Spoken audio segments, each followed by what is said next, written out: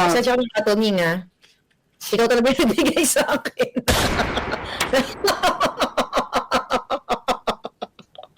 Kasi sa kanya yan eh. Sa kanya yan sila, hindi, di ba? Bakit hindi tayo gumawa ng paraan para makapagpundar tayo ng maraming trabaho? Kasi kung kapos ang kita, kailangan niya na mas maraming trabaho, pagkakakitaan. I-provide mo yung condition para yung tao mahanap niya yung kulang sa kanyang kinikita. Nangyari na nga ho ang kinatatakutan nitong mga walang yang congressman na to. Manifesto of support para dito kay dating PIDEA Director General Wilkins Villanueva. At panibagong skandal nitong si Lisa. Naku, papakinggan ho natin yan. Iisa-isahin ho nitong si Ma'am Maharlika, itong si Ma'am Sas at itong si Ma'am Joey. Yung mga skandalong nag-leak nitong si Lisa Kokak. Pero bago ang lahat ng yan, isang like at isang subscribe.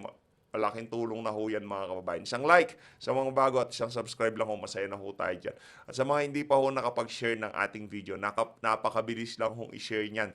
No? Napakabilis lang hong i-share niyan. Wala pa hong 3 segundo. Masishare nyo na yan. Tapos makakabalik na ho kayo sa ating video. Hayun na nga mga kababayan. Isang like at isang subscribe. Masaya na ho tayo dyan. No? Sa mga gustong sumali sa ating community, alam nyo na ho ang gagawin. Pero bago ho lahat ng yan mga kababayan, gusto ho muna nating pasalamatan. No? Ibang klase. Oh. Ito hong mga kababayan natin na talaga namang ayaw magpaawat dyan sa comment section. No? Mega love shoutout ho muna natin yung mga talaga na mga napakatindi kong sumuporta sa mga ginagawa nating reaction video. Mega love shoutout ho muna dito kay Ma'am Jo Tayong. Ma'am Jo, maraming salamat ho. Mega love shoutout. Mega love shoutout din ho dito kay Nilin Vasquez. Maraming salamat ho dito sa 15 Hong Kong dollars. Ingat ho kayo dyan sa Hong Kong. Mega love shoutout. Mega love shoutout din ho dito kay Saris. Saris, maraming salamat ho dito sa $5. Mega love shoutout. Ingat ho kayo dyan sa Jamaica. Mega love shoutout din ho dito kay Ma'am Elizabeth Linsangan. Ma'am Elizabeth, kumusta ho kayo? Maraming salamat ho sa pagsuporta sa page. Thank you ho sa $10. Mega love shoutout din ho dito kay Paul Michael Esmeda. Maraming salamat. Ang sabi ho nitong si Sir Paul, pa-shoutout Boss PH, wish ko ngayong Pasko maapiran sa muka sila Paduano. Marami hong may wish niya na maapiran. Kung makikita ko ho sila, makikiapir ho ako. Gusto ko rin maapiran sa mukha yung lolo na yan. Hindi na ho natuto. Etong pag-uusapan natin na to, talagang matinding apir sa pagmumuka ng mga walang yang congressman na yan. Panigurado ho, meron na mga concept na malilip. Kasi pagka nakakakita ho sila ng manifesto of support na yan, kinakabahan ho yung mga walang yang congressman na yan. Ito, mega love shoutout din ho dito kay Ma'am Susan Alaba. Maraming salamat to, Ma'am Susan Alabas dito sa 2 pounds. Mega love shoutout. Ingat ho kayo dyan sa UK. Ayun na nga mga kababayan, rekta na ho tayo dito sa skandal nitong si Kokak, no? Tapos punta ho tayo doon sa naging talakayan diyan sa ngayon. Itong si Congressman Rodante Marcoleta doon sa Channel 9. Napakaganda ho ng kanilang tinalakay. At mamaya ho, papanoorin ho natin yung mangyayari sa good government. Papaliwanag ho nila kung bakit siniro ho yung subsidiya para sa PhilHealth. Napaso na naman ho yung mga walang yang congressman. Mantakin nyo kung hindi pa kakalampagin na sambayan ng Pilipino, hindi pa ho nila tatalakayin. Moto proprio ho siguro. Eto, panoorin ho muna natin to. Grabe, namamalat ho tayo. Nagbabago ho kasi klima. Eto mga kababayan, panoorin ho natin to. Matindi ho ito. Matindi. Eto ho. How are you? Okay, so this is my latest test week is out. Grabe No naman. more chief of staff, no more nothing. Yan ho yung mga kumalat na audio leak yung mga audio message. Kung kani-kanino ho siguro pinagsisend, kaya yan, nag-leak tong mga ganitong klaseng audio message. Di ho natin alam kung sino nagsasalita dyan, pero meron ho siyang kaboses, no? At saka yung kinakausap ho niya dito, pangalan ho ata, Tonying ho ata pangalan. Umalis na siya, i-practice staff. Between you and I, Si ano yan? Si Atty. tried Vic, to si Atty. talk Vic. mo. Huwag na ako ikwento dito. Na parang, kawawa naman siya, ganyan yung pamilya niya. And Bong just stood firm and said, it's untenable na I think you have to go. Mag-break ka muna and then bahala na ako. But hindi naman sa out na siya. So that's the end of that. Another thing that's been brewing is Trixie naman, nagwawala. Paying Trolls, I'll send it to you, but don't say it from me. I'll give you if you say patay ako. Okay, bye-bye, love ya. Paano ka nakakopya ng voice message na para kay Katuning? True. Iba rin, ano? Sandali lang, dalawa lang ang pwedeng magbigay sa inyo yan. Si Lisa or si Katuning. Hindi, di sa Siya amin ba yun. yan? Naku, matindi yan, ha? Sa siya ng Katuning, ha? Ikaw talaga yung nabigay sa akin.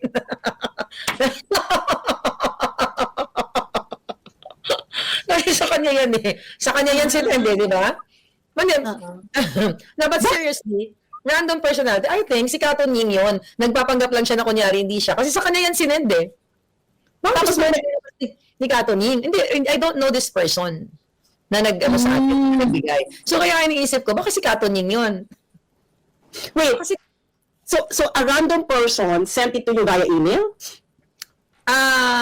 via text. Nakuha niya yung number ko. Viber. Meron ba kayong contact mo, no? Meron ba kayong contact niya? Wala akong kontak kay Katuning. Yung nag-message sa akin is random number na hindi siya naka-registered syempre sa akin. Nagulat ako, girl. Aba, sabi ko, napasabog ito. Baka PSG yung pinahawak ng phone. Pwede. Pwede. Tatlo lang yan. Ano yan? Nagkamali siya ng nasend niya sa iba. Oo. Pwede rin. Kasi paglasing yun eh. Oh, baka na-send niya sa iba or Sa iba. kasi it's very, ay hindi, I don't, Pwede yun. pwede rin. Pero, dalawa na yan, si Lisa or si Katuning. Ay, malamang alam na yung Si Lisa sa side ni Kato niya. Alam mo naman si Lisa nag-message sa akin. Bongga yun kung siya. Dahil sasabihin ko na. Baka anonymous eh. Sana kung ikaw na wrong send. Diba? Yeah. Na wrong send. Pero ito, hindi to na wrong send. Definitely. Ang nangyari dito is pinagdala kay Katuning. So it's either si Katuning ang nagpadala sa iyo anonymously. Yun nga sabi ko eh. Pwede rin. Kaya mga kapalangga, ito na yung sinasabi natin na bakit naman maglalakas ng loob o yung mga taong ito magpapadala ng mga ganitong audio voice ni Liza Tanas kung hindi sukang-suka sa kanya. Ito pa extraction naman tayo. Balikan natin yung mga nakaraan. Hi, Louie. How are you? Yan ho yung mga naglabasang iskandal ni Kokak, no? Yan ho yung mga Again, naglabasang. Bacolod. Actually, video yan, di ba? With Marie Chris and a bunch of gay people. But anyway, the reason why I called you is I have a favor to ask you. We gave all the documents not to Mila, but syempre iba pag tumawag ka. A good friend of ours, Francis Chua, basically has a problem in Istanbul, in Turkey, so he went to court. The judge issued an order in his favor. So now we're just having everything authenticated so that it can be served in the embassy in Istanbul. Right? So, Mila has all the documents. I won't bore you with the details, but if you could call Mila and just give it a little push. Everything's above board. Don't worry. I'm very good at that. But, yeah, that's it. So, I hope to see you soon. So, ano naman ang story dito, Ma'am Shi? Kasi dalawa lang din yan. Si Lisa at si Louie. Alam naman, I'm pretty sure hindi naman si Lisa ang nagpadala sa iyo. Nakakaloka, di ba, girls? Paano nakakarating sa akin yung mga yan? Sila nag-uusap, nadadamay tayo dito, no? So, malamang si Louie ang nagpadala sa iyo. Si Louie ba? Pwede rin si Louie, baka nagpanggap si Louie, di ba? Gusto niyang sabihin sa taong bayan. So ito po yung mga sinesend sa atin. Alam ka naman si Louie ang nagpadala sa iyo or si Lisa. Pero dalawa lang silang pwedeng magpadala. Dahil sila lang naman nag-uusap. Sino rin nag-uusap? Ano bang malay natin? Asa na si Louie? Di sumasagot. Dito Bonja ko asawa ni, ni Teddy Boy. Ito, nag-uusap din sila ni Bianca Sobel. Hi, sorry to bother you, but I just got a call from Thor, and they're a bit concerned because they've gotten an order now that the chief of ISAP is supposed to be changed by Tuesday, and there are people that are out to do some extraction. If it's possible to just keep the ISAP as is daw para hindi magulo yung extraction kasi 2 weeks pa yata or something like that. Or please call Thor. I might be saying the wrong things, but Thor needs needs help from you. Thank you. And how did you know that the voice is from Oo, nasa kanya yun. Well, syempre sinabi ng informer natin na nag-send yan, na si Bianca Zobel yan. Tapos tinignan ko. Actually kasi hindi ko siya kilala, no? So nag-research ako. May napanood ako na parang clip na boses, just to clarify, na boses nga niya. Kamukha ano naman, parang Sabi ni Ian Colbert, hindi ba to violation of wiretapping? Of course it is. Pero the thing is, kapag nagkakaroon na wiretapping yan, ina-admit No, girl. Bakit magiging wiretapping yan? Si Lisa ang hilig-hilig mag-send ng ganyan. Malay mo, di ba? Yung mga random na, malay mo siya lang talaga yung nag-send, lasing siya, bartek siya, o di ba? ang ano niya, Pambira ho talaga. Ang problema, pagkalasing ho kayo, huwag kayong hawak ng cellphone. Kagaya dito kay Lisa, tignan nyo ho. Sinong Lisa yan? Di ho natin kilala yan. Pero meron hong katunog ang boses niya. Kaya kayo na humusga mga kababayan kung sino yung ali na yan. No? Ibang klase ho talaga itong ali na to. Talaga namang lahat na lang ho ata pinapakialaman sa gobyerno. Mantakin nyo. Yung mga bagay na hindi mo dapat pakialaman, talagang pinanghimasukan ho nitong kokak na to. Ayun na nga mga kababayan, dito ho sa bahagi ng video natin na to. Eto ho, dito ho tayo sa ano ngayon, ha? Ano ngayon, nandito, guess ho nila itong si Congressman Rodante Marcoleta. Shoutout sa ano ngayon, subscribe ho kayo sa ano ngayon. Eto, okay? Yung mataas na tension muna, nagalit ng taong bayan, ang una nating pag-uusapan sa lahat ng akap, ito yung napakahirap akapin. Welcome lang po muna, Senator Rodante Marcoleta. Magandang gabi. Magandang gabi sa iyo, Ninyo. Magandang gabi, Benji. Magandang lalaki pa kaya sa amin. Kababayan sa buong kapuluan. Ayun, Oo, at ang ganda ng tala walang kayo pagod dito. po ito kahapon. Umikot na din to sa, nasa Hong Kong po kayo. Nasa Hong Kong tayo kahapon, Benji, Ninyo. Kumusta yung mga kababayan natin doon? Kumusta naman yung pag-treat nila sa inyo? Napakainit. Hmm. Bagamat malamig sa Hong Kong ngayon. Pero sinamantala ko yung pagkakataon sapagkat nandun sila doon sa tinatawag na Charter Road yata yung Central. Napakarami. May nagsabi nga sa akin yung Napakarami may ho utang ko doon. ngayon halos 10% pa lang pala. Sa dami pala. Pero talagang mahal na mahal kaya, no? Ramdam nyo? Naramdaman ko talaga sapagkat ang buong akala ko ron may makakakilala naman siguro ito kahit mangilan-ngilan.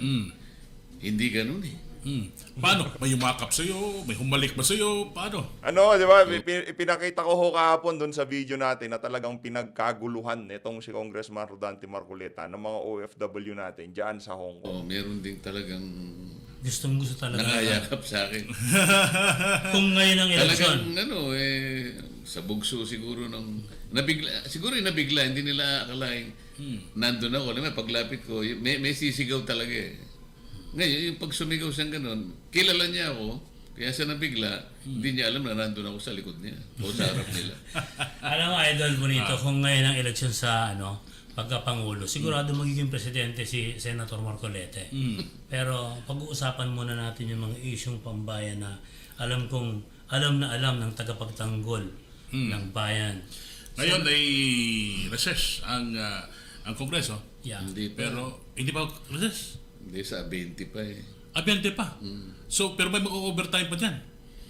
Malay mo.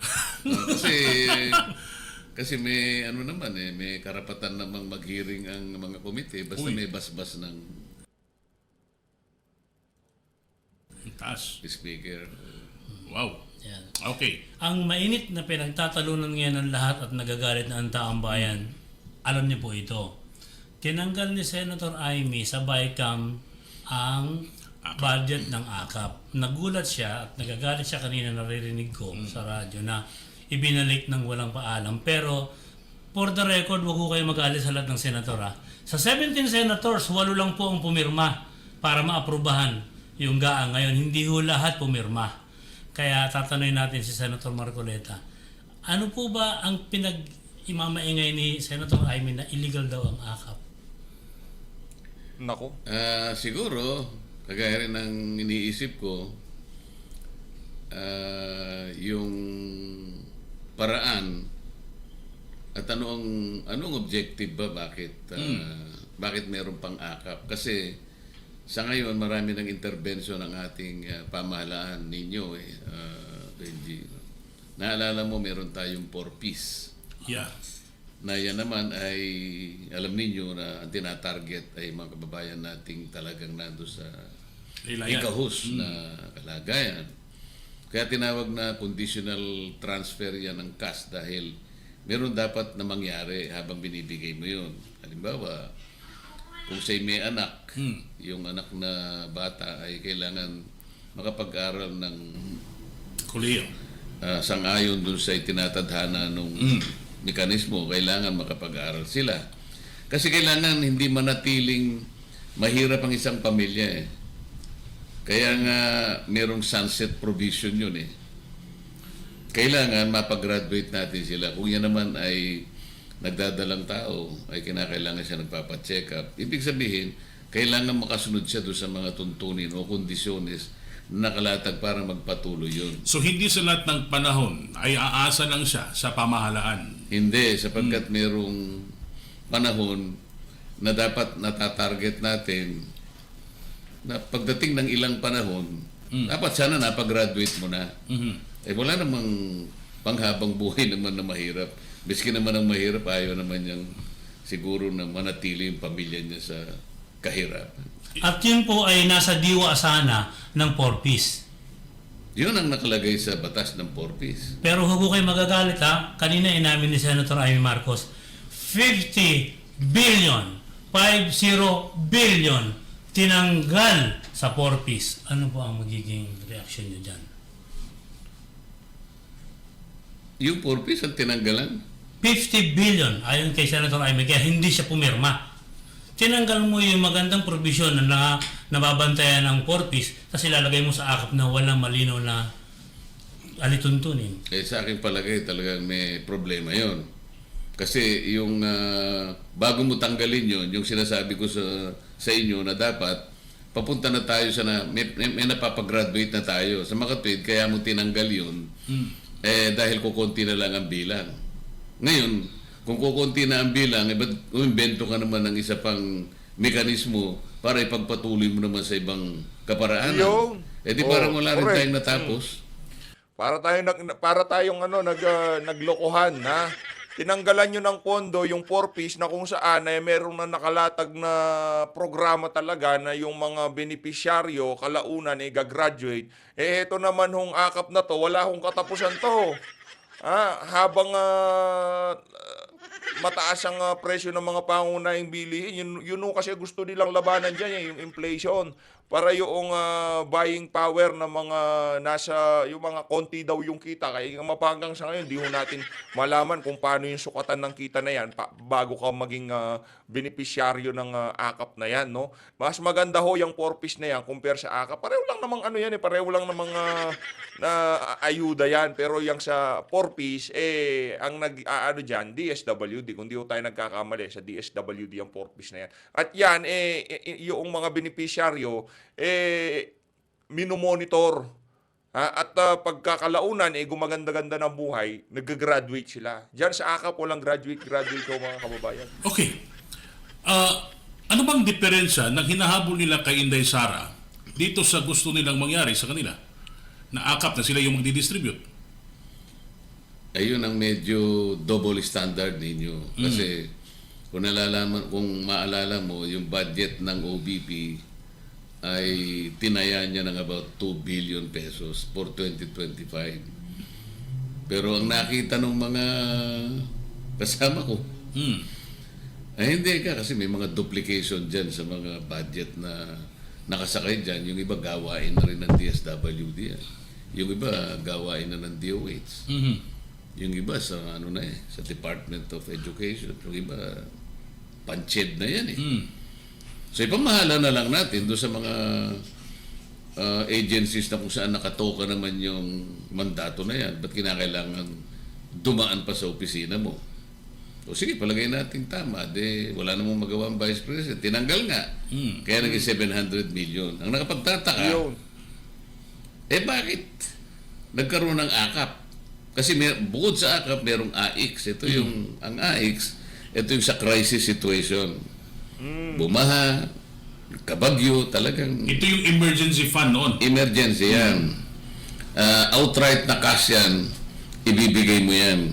Kami rin yung party list namin, nagagamit din na daanan lang. Kasi meron kaming kaparaanan kung paano natin ma-target ang mga beneficiaries. Hindi naman kung kanino mo lang ibibigay. Dapat merong criteria talaga. So, nakakakuha kami yan. Yan nga ho ang kini-question ng marami sa ating mga kababayan dyan sa akap na yan. Ano ho ba talaga yung criteria? O ang criteria ho ba pagka ikaw iboboto mo si Tamba sa 2028 kung sakaling tumakbo siya at talagang makilala mo yang si Tamba Luslos at susuportahan mo siya, mabibigyan ka na ng akap. Ganun ho ba yon? Hindi natin alam yung criteria, kaya ang dami hong kumu-question sa akap na yan at marami hong may ayaw dyan kahit na ayudang pinamimigay, ayaw ho ng ating mga kababayan. Kasi nga naman, yung pinaghirapan ho yan ng mga taxpayer tapos ipamimigay lang kung kani-kanino. Hindi ho natin alam kung ano yung criteria, paano ka maisasama. Ano, pagka malapit ka kay congressman? Ano, pagka meron kang grupo na kung saan talaga namang taga-suporta nitong si Tambaluslos, mabibigyan kayo nitong akap na to. Yun ho ang hirap dyan, mga kababayan. Pero kami maingat. Meron talaga kaming coordinator sa mga komunidad na kinakailangan masino natin. At pagka yung payout na, hindi ako pumapayag na kami ang magbibigay. Kailangan merong representative ang DSWD. Wow. Para sa ganon, andun yung listahan, andun yung pirma, at ang nagpe-payout, DSWD. Yun, legal yun sa paraan na crisis situation. Okay, para sa ating mga late viewers ngayong gabi po ay may 996 po tayo at tumataas pa na live viewers dito sa ating ngayon na podcast. Ang pinag-usapan po namin dito yung AKAP at yung BICAM Committee final decision doon sa budget. So ito may pinasa na budget na 6.352 trillion. 6.3 trillion. Ang ziniro po mga kaibigan, para sa kalaman nila, idol, ito ha, PhilHealth, zero budget. Subsidy. PhilHealth, 74, loses 74.4 billion. OVP loses 1.5 billion. DSWD loses 96 billion. CHED loses 30 billion. Free College loses 3 billion. DepEd loses 12 billion. DOTR loses 16.7 billion while Congress wins 18.8 billion. For AKAP, 26 billion. For AKAP ng Senate, plus 5 billion. DPWH, 288.6 billion. Plus 2 additional ha. And military, plus 350 pesos per day na allowance. Teka muna, as a lawyer, di ba nasa konstitusyon ito, Senador Marcoleta, sir, na ang dapat ang nakinabang ng malaki sa pie ay edukasyon. Nakalagay sa saligang batas kasi ang pinakamataas na babudgetan mo yung para sa education. Ngayon, kung halimbawa mas mataas na yung DND, nasasalin mo na yung provision ng saligang batas. Napaka-importante kasi ng education sapagkat alam mo naman, mga kabataan natin yan hinahanda natin sila Sila yung magiging susunod na leader ng bansa mo. So pag hindi mo ganap na naihanda yun, saan pupunta ang bansa mo? Bakit may mambabatas na hindi sumusunod sa batas?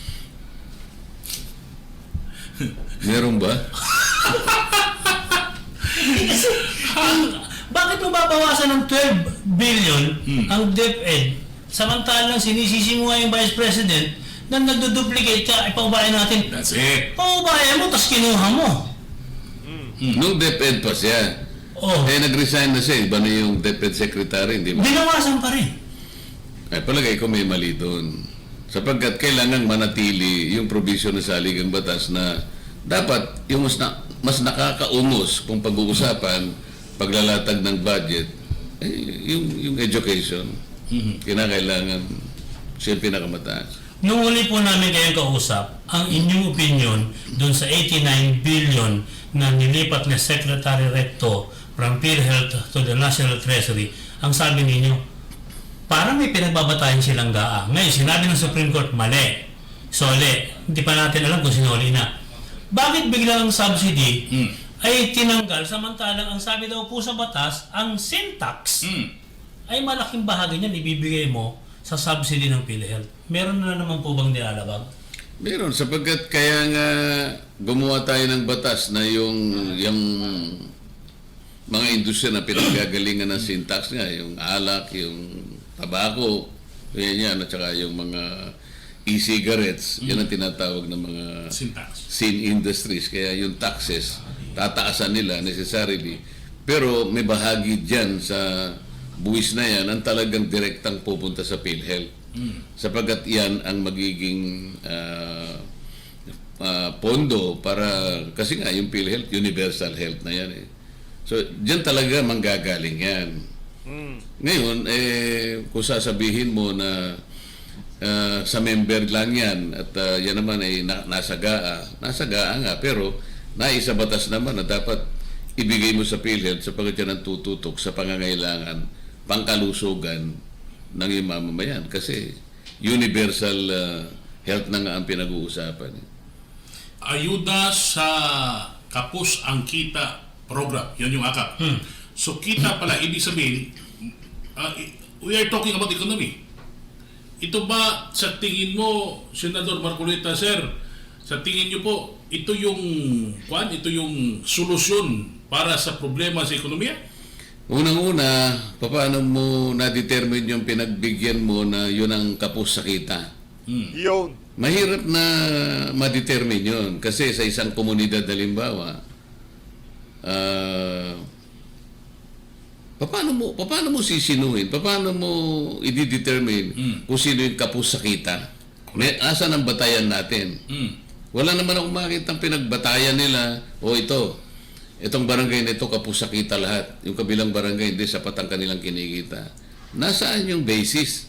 Nasaan yung mechanism? Kinakailangan merong may panggagalingan na pamantayan, may mga standard para makita mo talaga na kapos sa kita. Ngayon, kapos lang sa kita halimbawa Pero merong pagkakakitaan dahil kung magsisipag siya, pwede naman Ang pinag-uusapan kasi, yung tupad, walang kita yun talaga.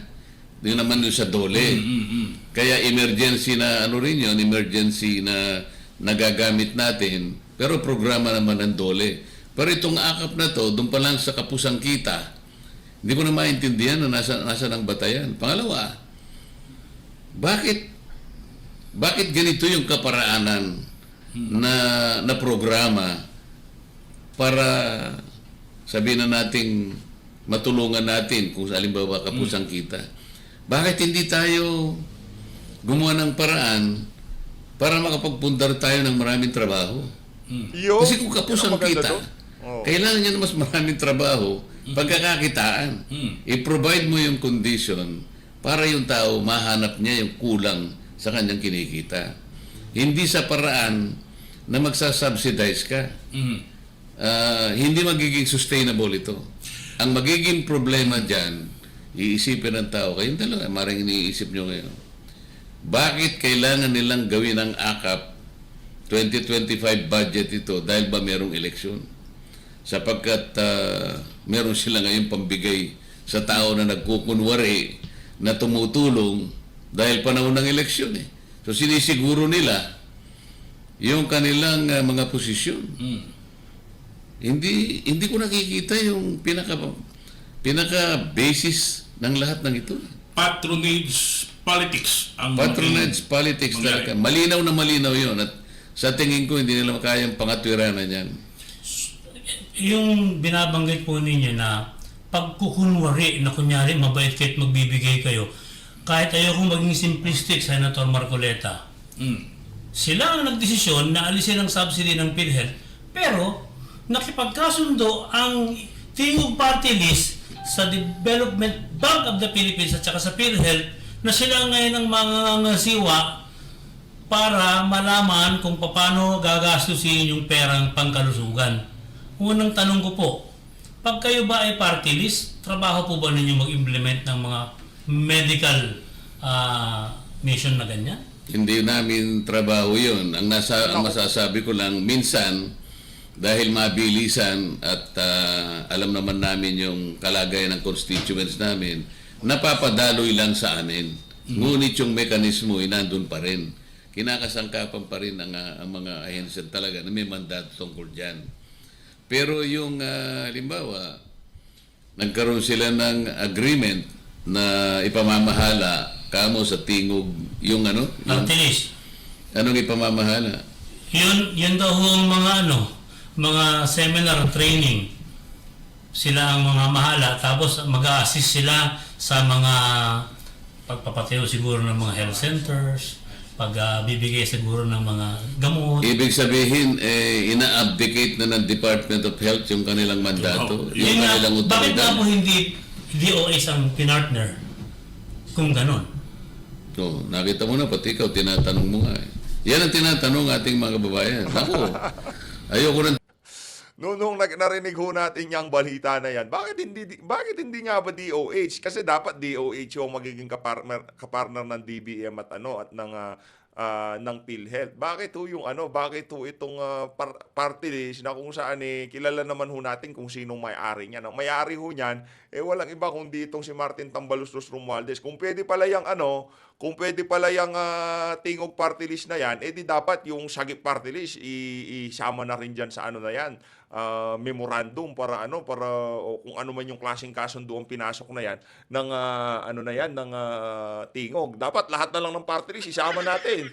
Kasi parang namimili tayo Yung mga malapit lang kay speaker, yun lang ang sinasama natin, parang may maliho doon. Tanungin nyo sapagkat alam ko na yung sagot Pero ang isa pang mas malalim na sagot, paano mo natiyak na yung party list mo mananalo para gumawa ka ng isang kasunduan na wala pa naman ding katiyakan kung kailan matatapos?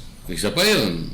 Pangalawa, hindi talaga sila dapat ang mamagitan tungkol dyan. Sapagkat habang meron tayong ahensya ng gobyerno, executive yun Ang tingog kasama namin sa Kongreso, legislative yun. Paano ang gawain ng executive ay makikialam ang legislative? Okay. may tanong din ako dyan later, pagkatapos sa AKAP.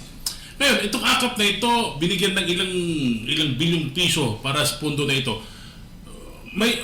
Masusustain ba for the next years? Let's say, 2026. May pera pa ba ang Kongreso nito? May pera pa bang bansa para dito? Ako sa tingin ko hindi sustainable yan Simpleng kwentahan lang yan. Pagka ikaw namimigay ka ng subsidy, puro ka lang subsidy, ngunit yung economy mo hindi naman siya gumagalaw, hindi siya lumayabong, hindi siya lumalakas, saan mo kukunin ang pera? Mangungutang ka ng mangungutang. Kaya pala sa ngayon, ang alam ko yung ating utang ngayon nasa 16 trillion pesos na. Isang bagay na kailangan din nating bantayan.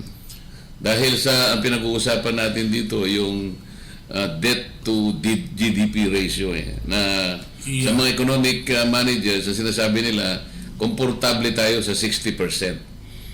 Pero ito nga, ayaw nga nila akong magtanong dun sa budget na yan, i-bring up ko sana kasi nakita ko na sa sarili kong pagtaya, medyo lumagpas na tayo sa 60%. Kaya nung magtatanong ako, isang batalyon yung humarang sa akin, sabi ko, pati ba naman ako general principles lang ang itatanong ko, I will take advantage of the presence of the economic managers. Nandun yung ako yung DBM. Nakikita ko ako yung NEDA. At nakikita ko yung DOF. Kasi tinatansya ninyo na at the end of Marcos Jr.'s term in 2028, we would have achieved 2 targets. Number 1, magiging 1 digit na lang daw yung poverty incidence rate. Meaning to say, 9% na lang daw. Sabi ko, teka muna. Pinag-uusapan natin yung national average sa sinasabi nila, parang 12% ngayon. Pero kung titingnan mo yung mga iba't ibang lugar natin ngayon, galing lang ako sa Cam Norte. Merong isang munisipyo doon. 36% ang poverty incidence rate. Tingnan mo yung BARM. Nasa 40% ang average lahat ng mga komunidad at mga bayan dyan. Paano natin matatarget? Paano natin makukuha yung 9%? Pagkatapos, meron pang isang target. Pagkatapos daw ng 2028, yung ating bansa ay malalagay na dun sa tinatawag na high, medium economy. Sa Asia? Nasa low medium economy kasi tayo ngayon eh. Okay. Middle income. Eh magkano ba ako yung per capita income natin ngayon? Kasi sinusuri ngayon yung income ng isang bansa, gumagamit sila ng per capita income. Para ako dumating tayo dun sa tinatawag na high middle income group, dapat ang average ng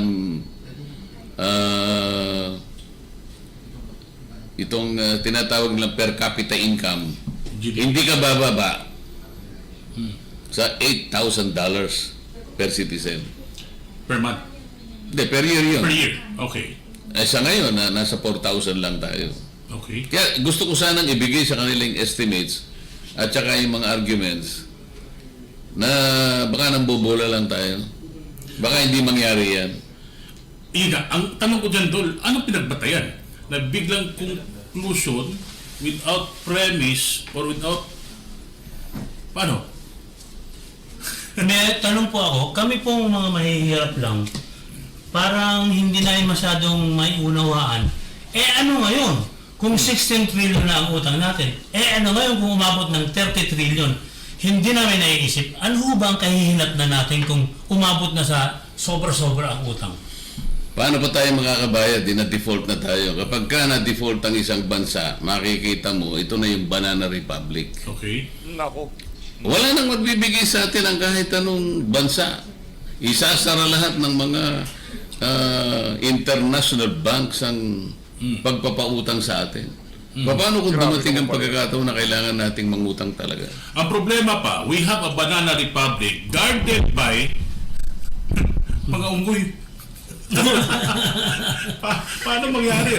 Anyway, hindi ko nalilito ako eh. Problema nga yan, problema Kung yan. ekonomiya ang pag-usapan, maski siguro sinong mga matitino at magagaling na mga ekonomista, tapos biglang conclude sila na gano'n, tayo'y unat. Maganda naman, we are praying for that. Pero anong pagbasihan, anong pagbatayan? And on the floor, pinagdibatihan niyo ba yan? Anong pagbatayan? Paano namin pagdidibatihan? Hindi nga ako nakapagtanong eh. Doon pa lang sa first day, ng plenary debates ng 6.325 trillion, general principles lang ang pag-uusapan. So, doon ko nga sila tatanungin sa mga estimates kung paano natin mahihit yung mga twin targets na yon ng pamahalaan. Ayaw nila akong pagtanungin eh. So, hindi ako nakapagtanong. So, sabi ko, unang-una, palagay ko wala tayong mahihit dyan. Yun lamang kung nagawa kong, nakasama ako sa paggawa ng batas na yun, yung Magna Carta of the Poor. Hanggang ngayon, 15 years namin pinagsakitan yan. At nung magawa yan, in 2019, ang hindi ko maintindihan sa mga ahensya ng gobyerno na binigyan ng mandato na silang gumawa ng IRR. Ito yung